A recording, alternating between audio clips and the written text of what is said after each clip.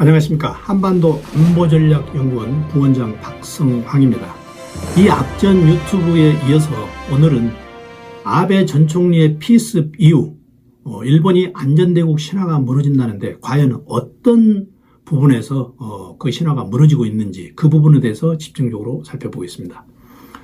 아베 총리가 강조했던 게 있죠. 강한 일본이었습니다. 아름다운 일본이었습니다.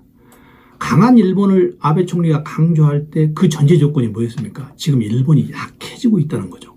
그래서 강한 일본을 자기가 슬로건으로 내세워서 일본 국민들한테 희망을 주고 과거 일본으로 돌아가자는 그런 어필이 있었던 슬로건이었죠. 그런데 이 강한 일본의 신화가 무너지고 있고 또 그 강한 일본을 주장했던 아베 총리도 지금 무너진 겁니다.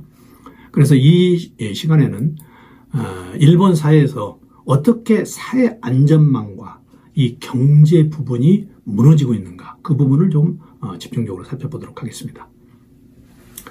일본 사회의 단면이 노출되었다. 이번 아베 총리 피습 사건으로 일본 사회의 단면이 노출되었다고 많은 언론인들이 지적을 하고 있습니다. 그게 뭐냐? 일본 사회에 대한 분노, 가난해지고 직업이 없고 그 다음에 무기력해지고 이런 젊은이들의 분노가 어느 한 사건으로 폭발된 거다. 또 하나 외로운 늑대라는 얘기가 있습니다. 이삐끼 오옥감이라는 그 일본말이 있는데 이런 단독 테러리스트가 앞으로도 계속 많다. 여러분들도 알고 계시지만 묻지마 살인사건이 있죠. 아무한테도 불만이 없는데 이 세상 자기 말고 다중한테 불만이 있어서 그냥 범죄를 저지르는 이게 일본 사회에서 요즘 하나의 특성으로 지금 되어 있는 것입니다. 이 사건은 단순히 일본이 지금까지 자랑해왔던 매뉴얼 사회가 서서히 사회가 발전함에 됨에 따라 또 사회가 여러 가지 부작용이 나타남에 따라서 매뉴얼 사회가 오히려 부적응 사회의 대명사가 될 가능성도 있다는 거죠. 왜 그러냐?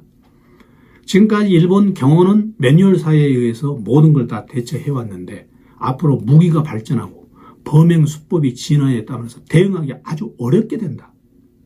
이번 피습에서도 새로운 무기죠. 사제총. 새로운 무기가 등장했죠.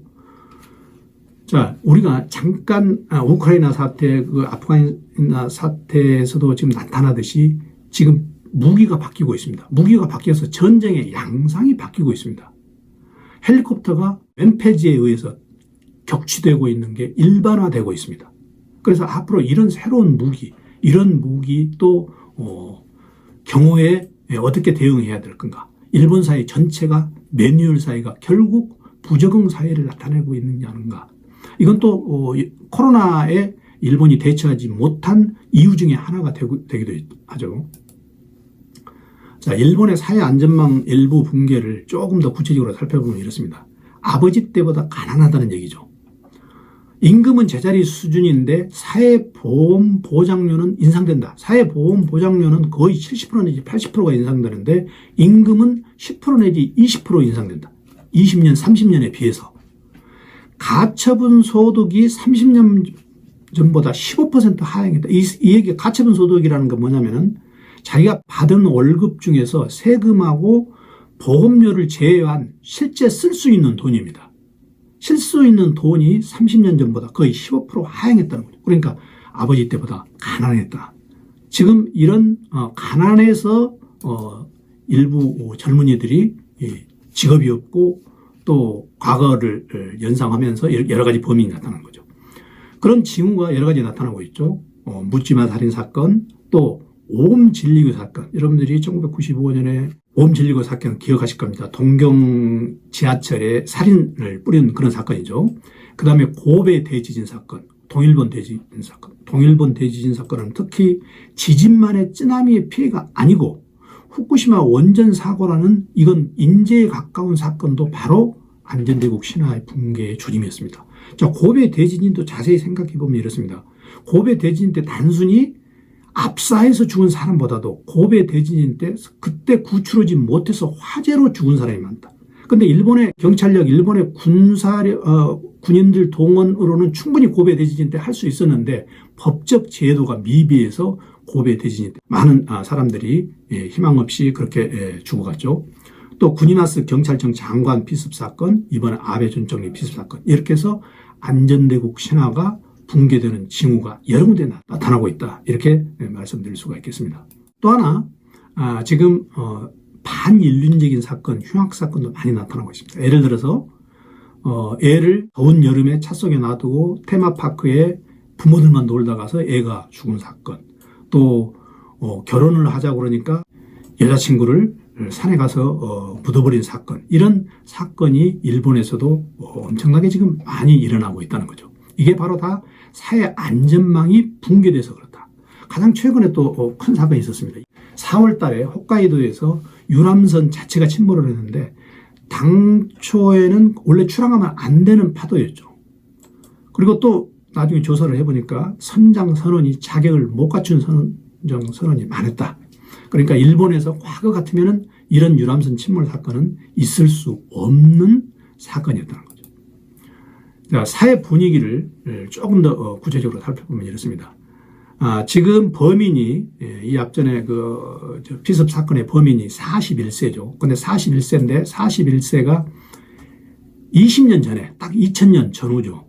2000년 전후에 일본에는 취업 빙하기가 왔습니다. 그게 바로 이제 잃어버린 20년의 결과인데, 취업 빙하기가 왔기 때문에 그 당시에 100만 명이 장기 실업을 했던 거죠. 그래서 아베 총리가 나중에 2019년에 취업 빙하기 세대, 그러니까 지금 범인을 주의한 그 세대에 특별하게 지원책을 마련하기도 했는데, 이런 사회 분위기가 지금이야 일본은 좀 취직은 좀 되고 있지만 20년 전에는 이런 취업 빙하기가 있었다. 그래서 그 사람들의 불만이 계속적으로 지금 진행이 되고 있다. 자, 또 하나 사회 안전망에 더불어서 또 하나는 최근에 여러분들도 느끼시겠지만 앵화 가치가 계속 하락하고 있습니다. 올해 1월 달에 113행 하던 앵화가 지금은 132행 정도 되고 있죠. 지금 이것은 2000년, 2년 이후 20년 만에 최저 수준입니다. 유로와의 비교에서는 지금 7년 사이에 가장 낮은 값이죠. 그러면은 이 앵화 추락의 이유가 뭐냐? 이유가 여러 가지가 있습니다. 미국 연방준비제도 FRB가 급격한 금리 인상도 있고, 또 일본이 여기에 제로 금리로 계속 지금 고수를 하고 있는 거죠. 일본도 금리를 인상을 하면 되는데 일본이 금리 인상할 수 없는 사정이 있습니다. 왜 일본 금리가 인상할 수 없느냐? 여러 가지 이유가 있지만 그중에 대표적인 이유가 이겁니다. 일본은 지금 국채를 많이 쓰고 있습니다. 그런데 일본 국채는 다른 국채하고 약간 성격이 다릅니다. 그건 나중에 이제 말씀드리고, 일본 국채를 쓰고 있는데 일본 국채를 쓰면은 그걸 일본 은행에서 돈을 주고 다시 삽니다. 사가지고 그걸 경기 부양책으로 풉니다. 그런데 여기에 금리가 인상이 되면 이 지금까지 자기네들이 해온 경기 부양책 자체가 흔들리기 때문에 지금 어쩔 수 없이 값싼 일본이라는 말을 들어도 지금 앵화가 계속적으로 추락할 수밖에 없다는 이유죠. 자, 또 하나 우리가 구체적으로 가시화되고 있는 게 있습니다. 일본의 전력 사정입니다. 지금 블랙아웃, 대규모 정전 사태가 발생할 가능성이 많습니다. 지금 일본은 후쿠시마 원전 사고 이후에 거의 10년 동안 계속 여름마다 늘 강조하는 게 절전입니다. 이번에 기시다 총리가 G7 독일 정상회담에서 우크라이나 사태에 대해서 여러 사람들이 대책을 세우고 그 바쁜 와중에 그때 인터뷰를 했는데, 무슨 인터뷰 주제가 뭐였냐면은 일본이 앞으로 절전을 해야 된다. 그러니까 국내 문제, 절전 문제를 우크라이나 사태를 논의하는 G7 정상회담 그 인터뷰에서 했던 겁니다. 그 정도로 일본의 지금 전력 사정이 심각하다.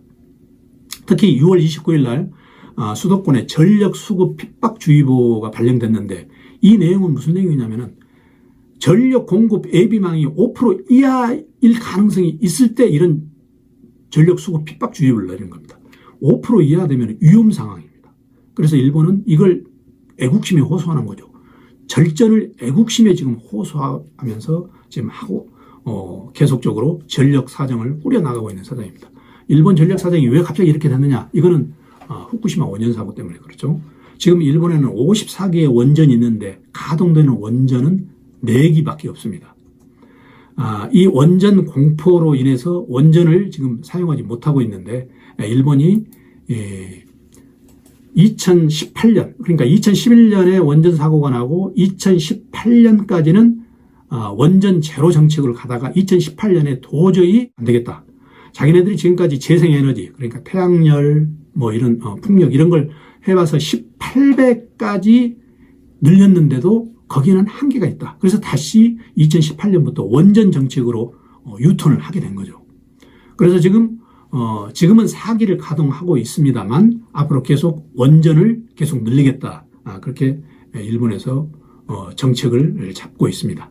자, 또 하나 여러분들이 한 3년 전, 4년 전 기억으로 되살리시면 팬데믹에 대해서 일본이 어느 정도 대처를 미흡했는지 일본에 처음에 크루즈선이 와가지고 다이아몬드 프린세스호죠. 와가지고 그 안에서 코로나가 만연돼가지고 일본 정부가 또 그걸 은폐 축소를 했죠. 동경올림픽을 무사히 성공시키기 위해서.